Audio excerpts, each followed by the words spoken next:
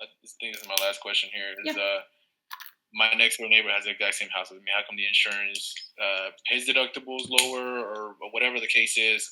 You did his job for less.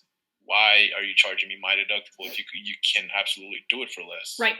So this goes back again to using Xactimate, and that's why Xactimate is so critical in these exchanges. So you say, Mr. Jones, I know that seems kind of unfair, and I get how that looks, but here's what we're forced to do with the insurance companies. We used to be able to just come and write a bid, and like our retail prices, we can make so much more in retail because we're allowed to just say we charge $500 a square, take it or leave it, right? But in insurance claims, they don't let us send them estimates. We're not allowed to send them a bid and say this is how much we charge, and then they just cover it. They don't do that anymore. They use Xactimate. This can be a good thing. It can also be a bad thing.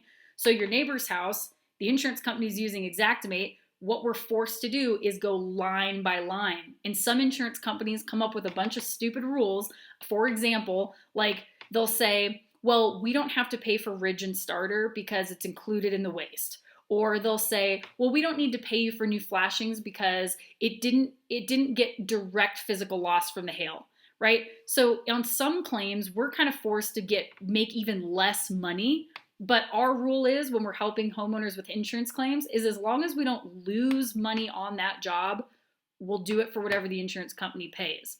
So it's not that we're getting away with charging somebody else more. It's the person we're charging more still isn't even coming close to retail price, but that's what the insurance company pays. And nobody can save money on this except for the insurance company. Like if I charge you the same amount that I charge your neighbor who got less coverage, the insurance company is the one that saves money because of this, right? Mm. So then you go back through this process again.